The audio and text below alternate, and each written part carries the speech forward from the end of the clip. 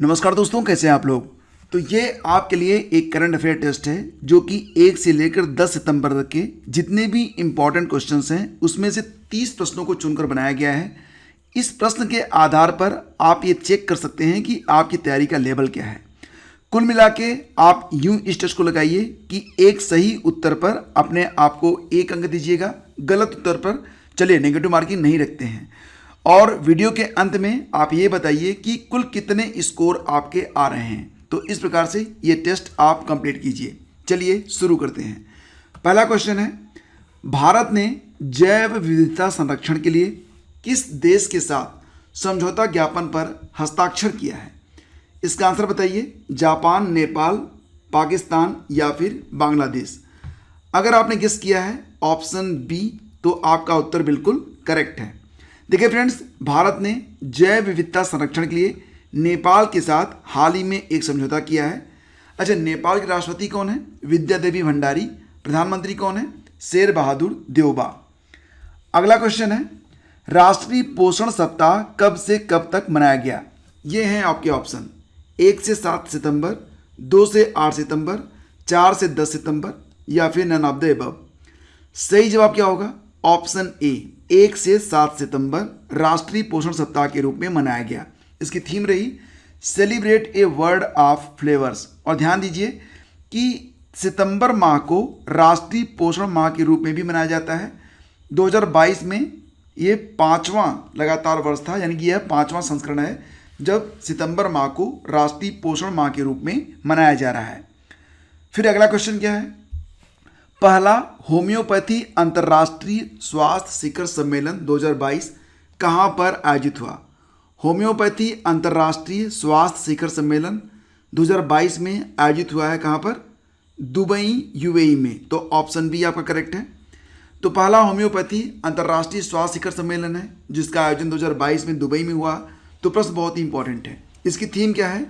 Diseases caused by climate change and global warming. ये theme है, important है। अगला क्वेश्चन देखिए, 64वें रेमन मैग्सेसे पुरस्कार 2022 से किसे सम्मानित किया जाएगा। तो प्रश्न बहुत ही इंपॉर्टेंट है।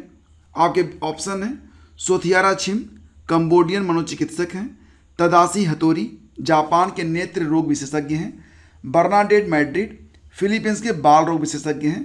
तो सही जवाब हो जाएगा ऑप्शन डी, यानी कि उपरोक्त सभी। 64वें रेमन मैग्सेसे पुरस्कार 2022 में कुल 4 लोगों को प्रदान किया गया है। और देखिए फ्रेंड्स, रेमन मैग्सेसे पुरस्कार को एशिया का नोबेल भी कहा जाता है, ये बिल्कुल आपको याद रखना है। अगला क्वेश्चन है, असुमेलित की पहचान कीजिए। इसमें जितने भी इंपॉर्टेंट डेज हैं उनको आपको सुमेल करना है कि कौन कौन से इसमें असुमेलित हैं। तो विश्व नारियल दिवस, यहाँ पर अगस्त की जगह सितंबर रख लीजिए, ठीक है। विश्व नारियल दिवस हाल ही में 2 सितंबर को मनाया गया, बिल्कुल करेक्ट है।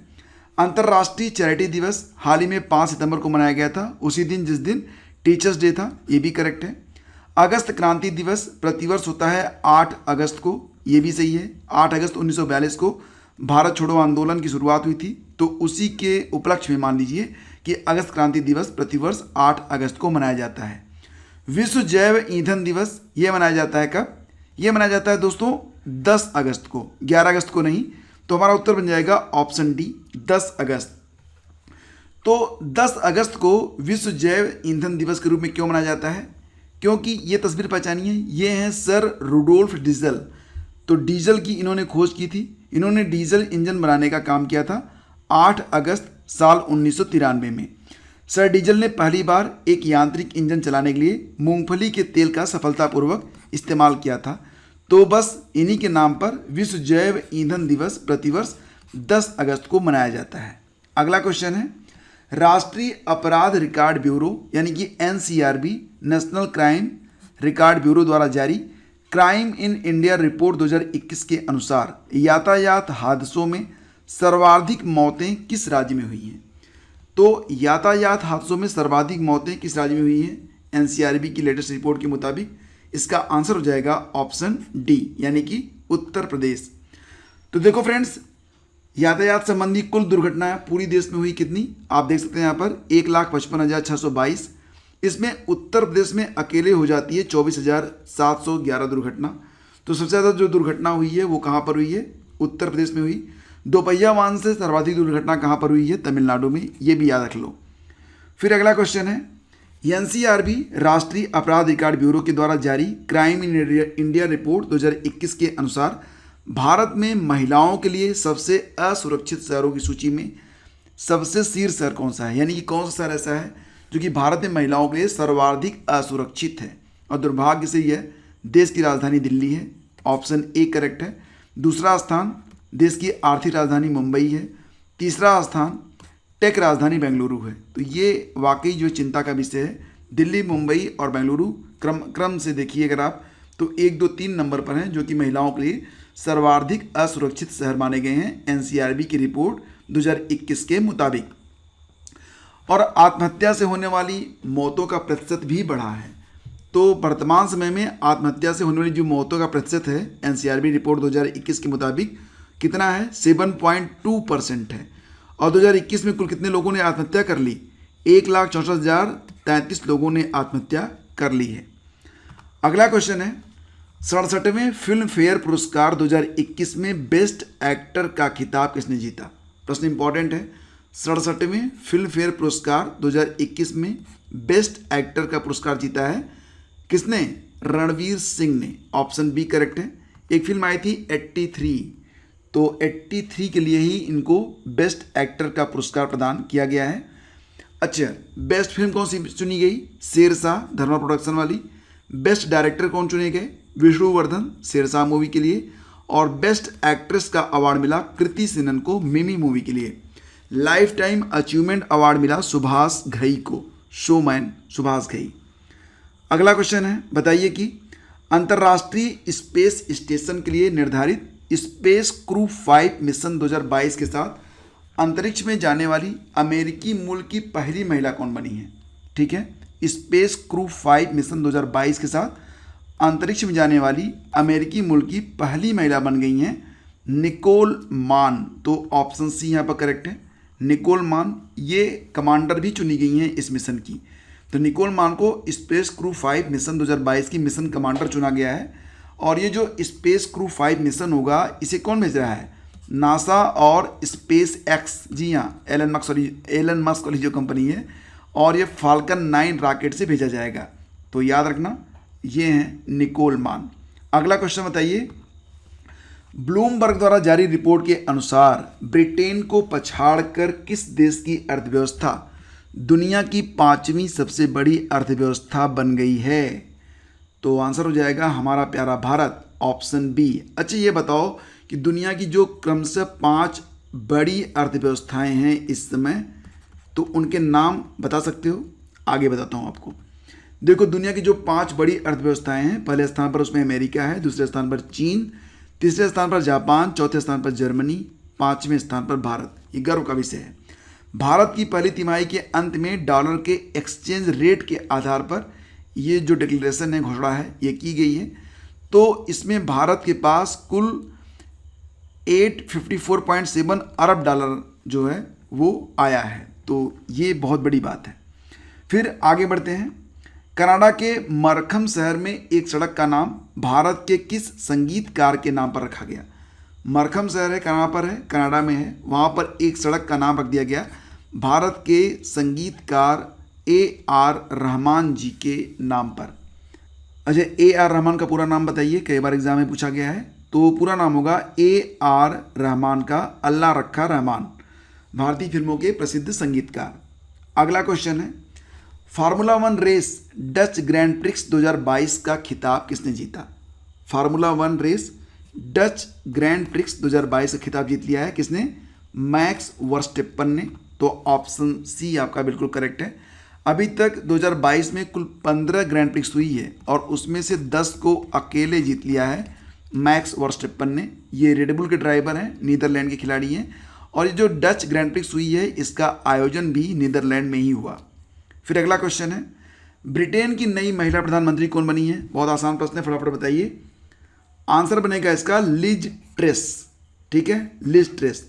अच्छा, महिलाओं में ये तीसरी बनी है। इसके पहले मार्गरेट थैचर और थेरेसा, ये 2 लोग बन चुकी हैं महिला प्रधानमंत्री। अब लिज ट्रेस आई हैं और इन्होंने किसका स्थान लिया है? बोरिस जॉनसन का स्थान लिया है। हालांकि जब चुनाव हो रहे थे तो लग रहा था कि भारतीय मूल के जो ऋषि सुनक हैं ये बन सकते हैं ब्रिटेन के नेक्स्ट पीएम, लेकिन ये 20,000 वोटों से पिछड़ गए लिज ट्रस से। तो चलो कोई बात नहीं, कम से कम कोई भारतीय टक्कर तो दे रहा है। आगे बढ़ते हैं। अखिल भारतीय फुटबॉल महासंघ AIFF के महानिदेशक कौन बने हैं, डायरेक्टर? तो इनका नाम है साजी प्रभाकर। साजी प्रभाकर जो हैं AIFF के महानिदेशक बने हैं। अच्छा, क्या आप बता सकते हैं कि AIFF के हाल ही में नए अध्यक्ष कौन बने हैं? उनका नाम है कल्याण चौबे, ये याद रखना आप। और अब बात करते हैं AIFF के बारे में, all India football federation. President कौन है? कल्याण चौबे हैं। स्थापना होती है 23 जून 1937, हेडक्वार्टर नई दिल्ली में है। पुरुष फुटबॉल टीम के कोच कौन है? Igor Stimac. महिला फुटबॉल टीम के कोच कौन है? Thomas Dane Ravi. सितंबर 2022 में क्वाड देशों के वरिष्ठ अधिकारियों की बैठक की मेजबानी किस देश ने की है? क्वाड देशों के वरिष्ठ अधिकारियों की बैठक की मेजबानी की गई भारत के द्वारा, तो ऑप्शन बी करेक्ट है। अच्छा, क्वाड मतलब क्वाड्रिलेटरल सिक्योरिटी डायलॉग मेंबर कौन कौन से हैं? USA, इंडिया, ऑस्ट्रेलिया और जापान। तो ये याद रखना इंपॉर्टेंट है। फिर अगला क्वेश्चन है, गुजरात में आयोजित होने वाले 36वें राष्ट्रीय खेलों के शुभंकर सवज। सवज एक गुजराती शब्द है जिसका मतलब लायन होता है, शेर। तो इसका शुभारंभ किसने किया है? 36वें राष्ट्रीय खेलों के शुभंकर का शुभारंभ किसने किया है? सही जवाब होगा होम मिनिस्टर अमित शाह जी ने। ये है सेवज यानी कि शेर। 36वें राष्ट्रीय खेल जो हैं वो सितंबर माह के अंत में स्टार्ट होने वाले हैं। कहाँ पर हो रहे हैं? गुजरात में आयोजित होंगे। और थीम क्या है? Celebrating unity through sport. अच्छा, इसके पहले जो नेशनल गेम्स हुए थे कहाँ पर हुए थे? 2015 में हुए थे ना, केरल में, आपको याद होगा। फिर अच्छा, गेम एंथम भी है। गेम एंथम क्या है? जुड़ेगा इंडिया जीतेगा इंडिया। इसको यूट्यूब पर आप सर्च करेंगे तो आपको मिल जाएगा, सुन सकते हैं आप। केंद्र सरकार ने राजपथ और सेंट्रल विस्टा लॉन दिल्ली का नाम बदल दिया है। तो राजपथ और सेंट्रल विस्टा लॉन दिल्ली का नया नाम क्या हो गया है? जी हाँ दोस्तों, याद आ गया आपको, बिल्कुल करेक्ट है, कर्तव्य पथ। तो ये है कर्तव्य पथ, जो पहले राजपथ के नाम से जाना जाता था, नया नाम कर्तव्य पथ होगा। तो ब्रिटिश काल में राजपथ को किंग्सवे नाम से जाना जाता था। और प्रतिवर्ष 26 जनवरी को वो जो वार्षिक गणतंत्र दिवस परेड होती है वो इसी सड़क पर होती है। अगला क्वेश्चन है, G20 देशों के शिक्षा मंत्रियों की बैठक हाल ही में कहाँ पर आयोजित हुई? बहुत इंपॉर्टेंट क्वेश्चन है। G20 देशों की जो शिक्षा मंत्रियों की बैठक है कहाँ पर आयोजित हुई? अच्छा, भारत के शिक्षा मंत्री कौन है? केंद्रीय शिक्षा मंत्री बताइए। तो इसका सही जवाब हो जाएगा हाल ही में बाली, इंडोनेशिया में G20 देशों के शिक्षा मंत्रियों की बैठक हुई। इसमें भारतीय दल का प्रतिनिधित्व किया था किसने? भारत के केंद्रीय शिक्षा मंत्री धर्मेंद्र प्रधान ने। थीम क्या रही? रिकवरी, री इमेजिन एंड रीबिल्ड स्ट्रॉन्गर। अच्छा, G20 में 19 देश और यूरोपियन यूनियन भी शामिल है। असुमेलित की पहचान कीजिए। 4 प्रश्नों को मिलाकर एक प्रश्न मैंने बना दिया है, तो आसानी से 4 प्रश्न आपके तैयार हो जाएंगे। संजय वर्मा कनाडा में भारत के नए हाई कमिश्नर बने हैं, उच्चायुक्त। सही है? हाँ। विक्रम दोरईस्वामी ब्रिटेन में भारत के अगले उच्चायुक्त होंगे। सही है? हाँ। प्रणय वर्मा बांग्लादेश में भारत के नए राजदूत बनेंगे। सही है? हाँ। नागेश सिंह श्रीलंका में भारत के नए राजदूत बनेंगे। सही है? नहीं, श्रीलंका में नहीं, बल्कि कहाँ पर बनेंगे? ये थाईलैंड में भारत के नए राजदूत बनने वाले हैं नागेश सिंह। ये हैं नागेश सिंह। अगला क्वेश्चन है, बैडमिंटन टूर्नामेंट में जापान ओपन 2022 में पुरुष एकल का खिताब किसने जीता? बैडमिंटन टूर्नामेंट जापान ओपन 2022 में पुरुष एकल का खिताब जीता है किसने? जापान के ही केंटा निशिमोतो ने। तो इस क्वेश्चन का ऑप्शन बी करेक्ट है। किसको हराया? ताइवान के चाउ टी एन चेन को हराया। महिला एकल का खिताब किसने जीता? अकाने यामागुची ने। ये भी जापान के ही हैं। आयोजन भी कहाँ पर हुआ था? जापान में ही हुआ था, और ये इसका 41वां संस्करण रहा। अगला क्वेश्चन है, तरलीकृत प्राकृतिक गैस यानी कि LNG लिक्विफाइड नेचुरल गैस पर केंद्रित दुनिया का सबसे बड़ा सम्मेलन गैस्टेक मिलान, सम्मेलन का नाम क्या है? गैस्टेक मिलान 2022। तो गैस्टेक मिलान 2022 नामक जो आयोजन है कहाँ पर हुआ? ब्रुसेल्स, बर्लिन, मिलान या फिर हेलीफैक्स? तो मैच कर लेना, मिलान का मिलान में हुआ, ऑप्शन सी करेक्ट है।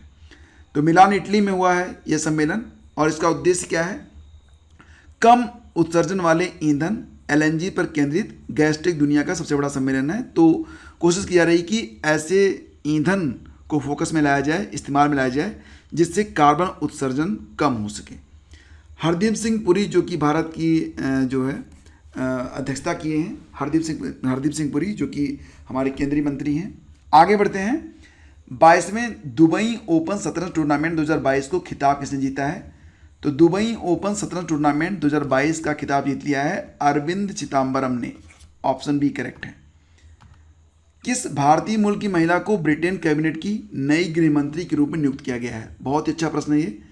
भारतीय मूल की महिला हैं जिनको ब्रिटेन कैबिनेट की नई गृह मंत्री चुना गया है। लिज ट्रस ने इनको गृह मंत्री बनाया है। गृह मंत्री ब्रिटेन में एक बहुत ही महत्वपूर्ण पद होता है, भारत में भी होता है। तो ये हैं सुएला ब्रेउमैन, यानी कि ऑप्शन ए आपका यहाँ पर बिल्कुल करेक्ट है। सुएला ब्रेउमैन की जो माँ हैं वो हिंदू तमिल हैं और गोवा की मूल निवासी हैं।